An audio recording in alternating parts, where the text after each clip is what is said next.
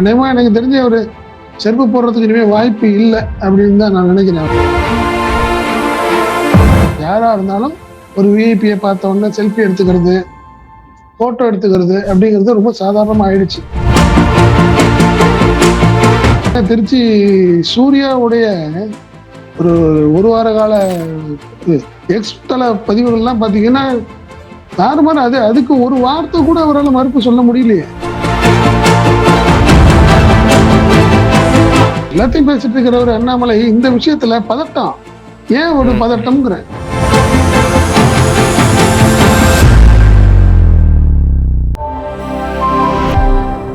ஈத்தமிழ் news நேயர்களுக்கு வணக்கம். இன்றைக்கு நம்மளோட அரசியல் பேசுவதற்காக ஈத்தமிழ் நியூஸின் தலைமை ஆசிரியர் செந்தில் அவர்கள் இணைந்திருக்கிறார். சார் வணக்கம். வணக்கம் சந்திரே. வணக்கம் சார். அண்ணாமலை அவர்களுடைய பேட்டி பார்த்துருப்பீங்க. நான் சவால் விடுறேன், சபதம் ஏற்கிறேன், சாட்டையால் அடிக்க போறேன், செருப்பு போட மாட்டேன், 48 நாள் விரதம் இருக்க போறேன் அப்படின்னு சவால் விட்டுருக்கிறாரு. ஒரு சொல்லி வச்ச மாதிரி ஒரு குரூப் ஆஃப் பீப்புள் இந்த அண்ணா யூனிவர்சிட்டியில் நடந்த குற்ற சம்பவத்தை இப்போ அரசியல் பண்ணிட்டு இருக்கிறாங்க. ஒரு புறம் அரசு துரிதமாக நடவடிக்கை எடுத்து கைது செய்து அவருக்கு காலெல்லாம் உடஞ்சிருக்குது. இன்னொரு புறம் பிஜேபி, ஏடிஎம்கே அப்படின்னு சொல்லிட்டு வரிஞ்சு கட்டிக்கிட்டு இதுல களமிறங்கி இருக்கிறாங்க. சமீபத்தில் அண்ணாமலை மீது பல்வேறு குற்றச்சாட்டுகள், அவர் சம்பந்தப்பட்ட நபர்கள் மேல வருமான வரித்துறை இதெல்லாம் வந்துச்சு. ஸோ இந்த சம்பவங்கள் எல்லாம் எப்படி சார் பாக்குறீங்க? இல்ல, ஃபர்ஸ்ட் ஆஃப் ஆல் நம்ம அண்ணா யூனிவர்சிட்டியில் நடந்த சம்பவத்தை நம்ம பேசிதான் ஆகணும். சாதாரணமா இது குற்றச்சம்பவம். போலீஸ்ல கம்ப்ளைண்ட் ஆன அடுத்த 24 மணி நேரத்துல அக்யூஸ்ட பிடிச்சிட்டாங்க. இது ஒரு பெரிய கேங்க இல்ல பெரிய மோட்டிவ்லாம் இல்ல. இவன் ரொட்டியில நடந்திருக்குது. என்ன இது சம்பந்தப்பட்ட ஆட்களை அரெஸ்ட் பண்ணிட்டாங்க. அவங்களுடைய ஒரே ஒரு, அதாவது நீங்க சொன்ன மாதிரி பிஜேபிக்கும் அதிமுகவுக்கும் ஒரே ஒரு விஷயம் என்னன்னா, அமைச்சருடைய அவர் அந்த அக்யூஸ்ட் அமைச்சரோட இருந்தாரு, அவர் திமுகவுடைய அனுதாபியா நிர்வாகியா அப்படின்னு அவங்களுக்குள்ளே ஒரு பெரிய குழப்பம் இருக்கு. அதை பத்தி பேசுறாங்க. இதுதான் அவங்களுடைய ஒரு பெரிய இஷ்யூவா தெரியுது. பட் நான் என்ன பொறுத்த வரைக்கும் இப்போ சாதாரணமா போயிடுச்சு. யாரா இருந்தாலும் ஒரு விஐபியை பார்த்த உடனே செல்ஃபி எடுத்துக்கிறது, போட்டோ எடுத்துக்கிறது அப்படிங்கிறது ரொம்ப சாதாரணமா ஆயிடுச்சு. ஒரு பொது நிகழ்ச்சிகள்ல நடக்கிறப்போ இது சாதாரணமா போயிடுது. ஸோ அதனால சம்பந்தப்பட்ட அக்யூஸ்ட் அவர் எந்த மோட்டிவ்ல போய் மந்திரியை போய் பார்த்தாரு, எதுக்காக ஒரு போட்டோ எடுத்தாரு அப்படிங்கிறதுலாம் நமக்கு தெரியாத ஒரு விஷயம். இதை மட்டுமே வச்சுக்கிட்டு ஒரு கார்னர் பண்ணிட்டு ஒரு அரசையே குற்றம் சொல்றதுங்கிறது நியாயமே இல்லை. 24 மணி நேரம் ஆயிடுச்சு, ஒரு வாரம் ஆயிடுச்சு, அக்யூஸ்ட் இது வரைக்கும் பிடிக்கல அப்படின்னு சொன்னா பரவாயில்ல. இல்ல அக்யூஸ்ட் யாருன்னே தெரியல அப்படின்னு சொல்லி எல்லா விதத்துக்கும் பதில் சொல்லிடுச்சு. காவல்துறையும் தமிழக அரசும் சொல்லிட்டாங்க, சம்பந்தப்பட்ட அக்யூஸ்ட பிடிச்சிட்டாங்க, அவரை சிறையில் அடைச்சிட்டாங்க, ஒருவேளை அக்யூஸ்ட் மாத்திட்டாங்கன்னு சொல்லலாம். எதையுமே சொல்ல முடியாத ஒரே ஒரு பாயிண்ட்டுக்காக அமைச்சரோட அவர் அக்யூஸ்ட் இருந்தாரு, புகைப்படம் இருக்கு, முரசொலியில வந்துச்சு அப்படிங்கிற ஒரு காரணத்தை சொல்லிட்டு நீங்க அண்ணாமலையோட பிரஸ் மீட்டை நீங்க ஆரம்பத்துல சொன்னீங்களே, செருப்பு போட மாட்டேன், அதாவது திமுக அரசை வீட்டுக்கு அனுப்ப வரை செருப்பு போட மாட்டேன். அநேகமா எனக்கு தெரிஞ்ச ஒரு செருப்பு போடுறதுக்கு இனிமே வாய்ப்பு இல்லை அப்படின்னு தான் நான் நினைக்கிறேன். அவரு ஏன்னா அது அவருடைய ஏன்னா அதாவது அண்ணாமலையுடைய இந்த பதட்டம், அது ஒரு 2-3 நாளா பதட்டம் இல்லை. அவரு ஏற்கனவே நம்ம ஒரு பிரஸ் மீட்டை பார்த்தோம். அதுல பாத்தீங்கன்னா நேத்து வரைக்கும் பயங்கர எதிரிகளா நினைச்சவங்க எல்லாம் இன்னைக்கு அவர் பங்காளிகள்னு பேசினாரு. நாங்கெல்லாம் ஒண்ணுதாங்கிற மாதிரி பேச ஆரம்பிச்சாரு. அது அடுத்தடுத்த விஷயங்கள்ல பாத்தீங்கன்னா இன்னி கரூர் எம்பி ஜோதிமணி அவங்க எல்லாம் நாங்கெல்லாம் ஒண்ணுக்குள்ள ஒண்ணு அப்படிங்கிற மாதிரி பேசினாங்க. ஒண்ணுக்குள்ள ஒண்ணு, நாங்க ஒரே பங்காளிகள், ஒரே சாமியை கும்பிடுறவங்க அப்படிங்கிற மாதிரி சொன்னாரு அவரு. அதோட இன்னொரு வார்த்தை சொன்னாரு, கொங்கு மண்டலத்துல ஐடி ரைடு பண்ணவங்க எல்லாமே சொந்தக்காரமா தான் இருந்திருப்பாங்க அப்படிங்கிற மாதிரி ஒரு வார்த்தை சொன்னாரு அவர். சோ அப்ப என்ன சொல்றாரு, அப்போ நீ ஐடி ரைடுங்கிறது சாதாரண விஷயங்க, இது ஒரு பெரிய விஷயம் இல்லைன்னு சொல்ல வராரா, என்ன சொல்ல வராருன்னு தெரியல. அவரு அதே மாதிரி இன்னைக்கு ஒரு வார்த்தை பாத்தீங்கன்னா, நீ பிரஸ் மீட்ல உட்கார்ந்த உடனே அண்ணா இன்னைக்கு நம்ம பேச வேண்டிய விஷயமே அண்ணா யூனிவர்சிட்டி பத்தி மட்டும்தான் அண்ணா, வேற அங்க தண்ணி இல்ல, இங்க கரண்ட் இல்ல அப்படின்லாம் நீங்க பேசுறதுக்கு நான் வரல, முழுக்க இதை பத்தி மட்டும்தான் கேட்கறதா இருந்தா கேளுங்க, இல்லைன்னா போங்கன்றாரு. அப்படின்னா என்ன அர்த்தம், நீங்க திண்டுக்கல் ரைட பத்தியோ ஒட்டஞ்சத்திரத்தில் நடந்த சம்பவங்களை பத்திலாம் என்கிட்ட கேட்கக்கூடாது, புரியுதுங்களா? ம். இப்ப நான் வந்து அடுத்த சப்ஜெக்ட்டுக்கு வந்துட்டேன். நான் மறந்த ஒரு விஷயத்த நீங்க பேசணும்னு நினைக்காதீங்க அப்படின்னு சொல்லாம சொல்லிட்டாரு நீங்க. ம். என்ன? அதனால அதுதான் மேட்ரு. நீங்க நீங்க நம்ம சொல்லக்கூடாது. நீங்க பாத்தீங்கன்னா திருச்சி சூர்யாவுடைய ஒரு ஒரு வார கால எக்ஸ் தல பதிவுகள்லாம் பாத்தீங்கன்னா தாறுமாறு. அதுக்கு ஒரு வார்த்தை கூட அவரால் மறுப்பு சொல்ல முடியலையே.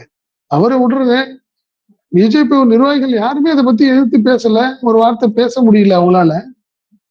அடுக்கடுக்கால புகார்கள் சொல்றாரு அவரு. ம். சிவகுமார்னு ஒரு கேரக்டர் சொல்றாரு. அவருடைய உதவியாளர் சிவகுமார். அவர் ம். 1000 கோடிக்கு ஒரு பெரிய ஒரு காம்ப்ளெக்ஸ் கட்டிட்டு இருக்கிறாரு ம். அப்படிங்கிறாரு. தங்க கடத்தல் சம்பந்தம் ஏர்போர்ட்ல மாட்டினாங்க. ஒரு தங்க கடத்தல் பெரிய ஆமா, லெவல்ல தங்கத்தை கடத்தி கொண்டாந்துருக்கிறாங்களே ஆமா. அப்படின்னு ஒரு வார்த்தை சொல்றாரு. சோ இப்படி அடுத்தடுத்த புகார்கள பத்தி இவர் என்ன சொல்றாரு, நீ மிஸ்டர் கிளீன்னு சொல்லிட்டு இருந்த அண்ணாமலைக்கு இப்போ ம். அவர் எல்லாத்தையும் எல்லாம் சொல்லுவாரு. நீ பதவியில விலகி நான் இதெல்லாம் கிடையாதுன்னு ப்ரூவ் பண்ணிட்டு தானே உள்ள வரணும். இவர் எல்லாத்தையும் இப்படிதானே சொல்லுவாரு. ம். யாரா இருந்தாலும், மந்திரிகளா இருந்தாலும் சரி, எம்எல்ஏவா இருந்தாலும், எம்பியா இருந்தாலும் இவர் சொல்ற இவர் கம்ப்ளைண்ட் யாரை பத்தி சொன்னாலும் உடனே அவங்கள ம். பதவி விலகிடணும். ஆனா இவரை பத்தி கிட்டத்தட்ட 15 நாளா ஓடிட்டு இருக்கேன். 4 நாள் நடந்த ரைட்ல கிட்டத்தட்ட 10 கோடி ரூபாய் பணம் முடிச்சிருக்கிறாங்க. ம். பொட்டன்ஷியல்ஸ் என்ன ம். முடிச்சிருக்கிறாங்க. ம். கிட்டத்தட்ட 240 கோடி வந்து வரி ஏய்ப்பு பண்ணியிருக்கிறாரு அப்படின்னு சொல்றாங்க. ம். அவரு யாரு? கிட்டத்தட்ட அண்ணாமலையுடைய மைத்துனருடைய பார்ட்னர் அவரு. ம். அதாவது உங்க மைத்துனருடைய பார்ட்னர்னு சொல்றாங்களேங்கிற ஒரு கேள்விக்கு தான் செந்தில் பாலாஜியை பத்தியும் ஜோதிமணியை பத்தி எல்லாம் அவர் பேசல. ம். நீங்க ஓகே. பார்ட்னரா என்ன உங்க பணம் அவங்ககிட்ட போயிருக்குன்னு சொல்றாங்களே, ம். ம். பிளாக் ம். மணியை ஒயிட் ஆன மாதிரி கணக்கு காட்டினதா சொல்றாங்களே அப்படிங்கறதுதான் எல்லாத்துடைய குற்றச்சாட்டு. ம். அதை நீங்க என்ன சொல்லி ப்ரூவ் பண்ணிட்டு பண்ணிடணும். சில விஷயங்களை ம். சூர்யா சொல்லியிருக்காருங்க. என்னை பத்தி அடுக்கடுக்கா புகார் சொல்லியிருக்காரு. நான் தெளிவா ம். இருக்கேன். வர சொல்லுங்க, சூர்யா வர சொல்லுங்க. அவர்கிட்ட உள்ள ஆதாரத்தை எடுத்துட்டு வர சொல்லுங்க. பொது ம். மேடையில அடிக்கடி சொல்ற மாதிரி பொது மேடையில உட்காந்து அவங்க 2 பேரும் டிஸ்கஸ் பண்ணட்டும். நம்ம தெரிஞ்சுக்கலாம்ல. திருச்சி சூர்யா தப்பு சொல்றாரா, பொய் சொல்றாரா, அண்ணாமலை பொய் சொல்றாரான்னு நம்ம ஒரு விளக்கமாயிடலாம்ல, ஒரு தெளிவாயிடலாம்ல. கண்டிப்பா. எல்லாத்தையும் பேசிட்டு இருக்கிறவர் அண்ணாமலை இந்த விஷயத்துல பதட்டம். ஏன் ஒரு ம். ம். பதட்டம்ங்கிறேன். அதுதான் எல்லாத்துக்கும் ஒரு பெரிய சந்தேகத்தை ஏற்படுத்திருக்கு. அண்ணாமலை மேல சந்தேகத்துக்கு ஏற்படுத்திருக்கு. கண்டிப்பா. ஏன்னா இப்போ ரைடு வந்து தொடர்ந்து 2, 3 நாளா ரைடு போய்க்கிட்டு இருக்குது. சமூக வலைதளங்கள்ல பேச ஆரம்பிச்சுட்டாங்க. அண்ணாமலையினுடைய பினாமி தான் இவங்கலாம் அப்படின்ற அளவுக்கு சமூக வலைதளங்கள்ல பேச ஆரம்பிச்சுட்டாங்க. திடீர்னு அமித்ஷா வந்து தமிழகம் வருகை அப்படின்னு ஒரு செய்தி வந்துச்சு. அப்புறம் பார்த்தீங்கன்னா, அண்ணாமலையும் டெல்லி சென்றிருக்கிறார். ஆர்.என். ரவியும் டெல்லி சென்றிருக்கிறார் அப்படிங்கிற செய்தி. இப்ப திடீர்னு அமித்ஷாவினுடைய வருகை வந்து தள்ளி போடப்படுது அப்படின்னு செய்தி வந்துச்சு. ஜனவரியில வராரு அப்படின்னு சொல்லிட்டு.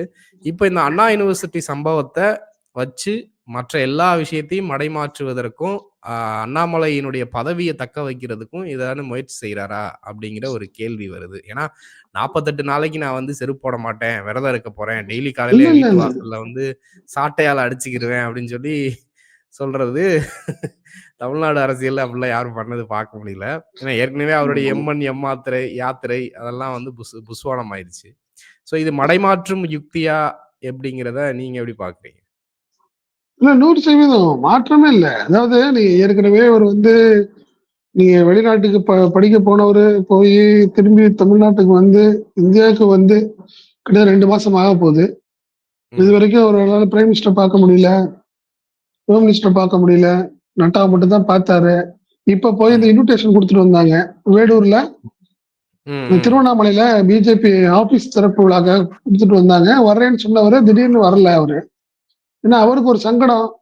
இன்கம் டாக்ஸ் ரைடு இந்த பிரச்சனைகள்லாம் அவருக்கு ஒரு சங்கடம் தானே. மிஸ்டர் கிளீன் எல்லா இடத்துலயும் சொல்லிட்டு இருந்த இடத்துல ஒரு மாநில தலைவர் மேல அடுத்தடுத்த புகார்கள் வந்துகிட்டு இருக்குது. இது நல்லா இருக்காது அப்படின்னு கூட நினைச்சிருக்கலாம் அவரு. பிரைம் மினிஸ்டர் வந்து இவரை பார்க்கறதுக்கு அவாய்ட் பண்றதுக்கு காரணமே அதுதானே.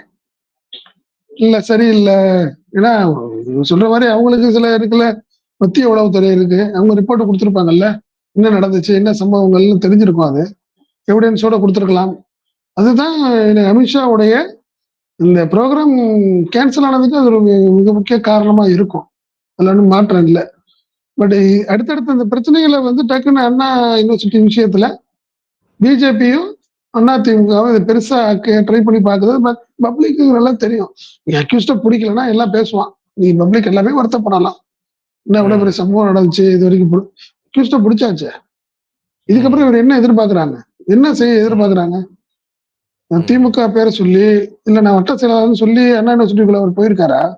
அப்படி எதுவும் பாஸ்போர்ட் உள்ள போயிருக்காரா அவரு இந்த அக்யூஸ்ட்? நீங்க திமுகவும் நீங்க குற்றச்சாட்டு சொல்றீங்க, ரைட்டுங்க, பாத்துருக்காரு, அமைச்சர்லாம் பார்த்தாரு. ஏன் நீங்க ஏற்கனவே ரகுபதியை தான் ஒரு வார்த்தை சொன்னாரு, நீங்க நடக்கிற ஒவ்வொரு சம்பவங்களுக்கும் நீங்க டைரக்டா நீங்க வந்து ஒரு கட்சியையோ ஒரு நிர்வாகியோ நீங்க குறை சொன்னீங்கன்னா என்ன செய்ய முடியும்?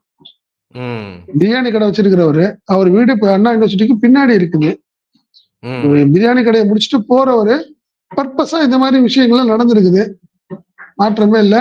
இவர் இந்த மாதிரி தவறு தொடர்ந்து நடந்து செஞ்சுட்டு பாருன்னு வைங்க, யாராவது புகார் சொல்லி நடவடிக்கை எடுக்காத பட்சத்துல தான் நம்ம குறை சொல்ல முடியும் போலீஸையோ கவர்மெண்ட்டையோ. உண்மையிலே பாதிக்கப்பட்ட அந்த பொண்ணுக்காக நம்ம வருத்தப்படுறோம். அவங்க சொன்ன அடுத்த நிமிஷம் போலீஸ் பிடிச்சு வீடியோ கால்ல காட்டி, அதாவது அந்த சம்பந்தப்பட்ட அக்யூஸ்ட வீடியோ கால்ல காட்டி அதை ரெக்கார்ட் பண்ணி அதை காட்டி இவர் தானாமா பாருங்கன்னு சொல்லி ஆமான்னு அவங்க சொன்னதுக்கு அப்புறம் தானே அவங்க வந்து ரிமாண்டே பண்ணிருக்கேன் போலீஸ். இந்த விஷயத்த வச்சு பெருசாக்கி தனக்கு எதிரான குற்றச்சாட்டுகள் பெருசாகுது, நம்மளுக்கு வந்து ரொம்ப டேமேஜ் ஆகுறோம், நம்மளுடைய மிஸ்டர் கிளீன் இமேஜ் பெருசா டேமேஜ் ஆகுதுன்னு தெரிஞ்சுக்கிட்டு இன்னைக்கு வந்து என்ன சொல்றாரு திடீர்னு, ஏங்க இது வந்து நடைமுறை சாத்தியமாகாது, சாட்டையில அடிச்சுக்கிறேன் அப்படிங்கிற மாதிரி. இதெல்லாம் என்ன இது? என் வீட்டு வாசல்ல நாளைக்கு காலைல 10 மணிக்கு நான் வந்து ஆறுபடை வீடுக்கும் நான் வந்து போய் வணங்கிட்டு 48 நாள் விரதம் இருக்க போறேன், அப்புறம் டெய்லி காலையில அடையாளமா வெளியே வந்து 6 முறை என்னை நானே சாட்டையால் அடிச்சுக்கிருவேன். ஸோ இப்படி பண்ணுனா உடனே இதாயிருமா? ஏன்னா சிபிஐ அவங்க கையில தான் இருக்கு, தேசிய மகளிர் ஆணையம் அவங்க கையில தான் இருக்கு, நினைச்சா அந்த இதுக்கு உத்தரவிட்டு வந்து அவங்களே விசாரணை செய்ய சொல்லலாம். ஸோ இப்போ இதெல்லாம் வந்து பப்ளிசிட்டி ஸ்டண்ட் மாதிரி தான் தெளிவா தெரியுது. இதை பாஜக காரங்க இன்னும் நம்பிக்கிட்டு இருக்காங்களா இவங்கள அப்படிங்கிற ஒரு கேள்வியும் வருது. இல்ல இன்னைக்கே பாத்தீங்கன்னா இந்த சீரியஸா இவர் கோயம்புத்தூர்ல தான் பேட்டி கொடுத்தாரு, பக்கத்துல இருக்கவங்க ஒரே என்ன சொல்ல முடியாம உட்காந்துட்டு இருந்த மாதிரி தான் தெரிஞ்சுது நிர்வாகிகள் எல்லாம் பாக்குறப்ப. யாருமே என்னன்னா திடீர்னு அவர் என்ன சொல்றாரு, நாளைக்கு காலைல 10 மணிக்கு நான் பாருங்க எனக்கு நானே சாட்டையில அடிச்சுக்கிறேன், ஒரு வழி இல்லைன்னா எனக்கு நானே சாட்டை அடிச்சுக்கிறேன், செருப்பை நான் இனிமே போட மாட்டேன்.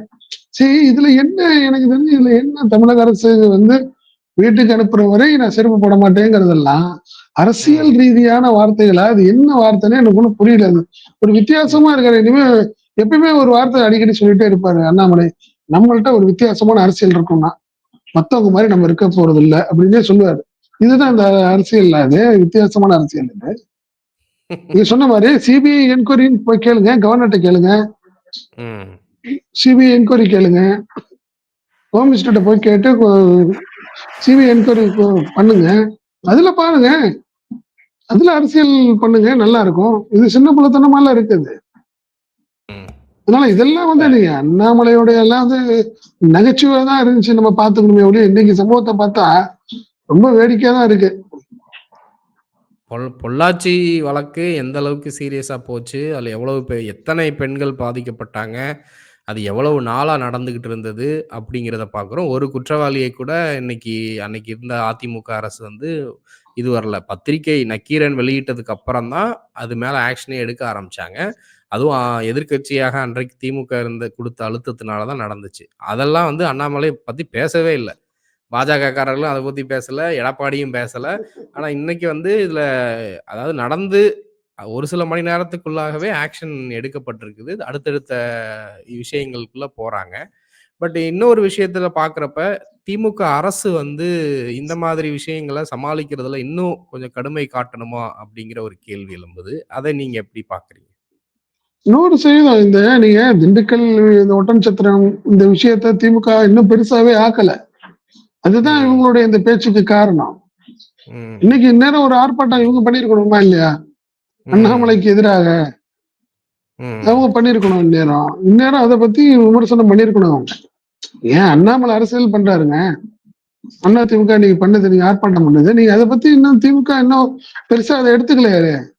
ம். அதுதானே இப்ப நீங்க பெரிய விஷயம். நீங்க ஆரம்பத்துல இருந்தே பாத்தீங்கன்னா அந்த விஷயத்துல திமுக வந்து என்ன காரணத்துக்காக ஒரு ஒரு ரொம்ப ஒரு எப்படி சொல்றது, ரொம்ப சாஃப்டா போயிட்டு இருக்கிறாங்க சில விஷயங்கள்லாம் தெரியல.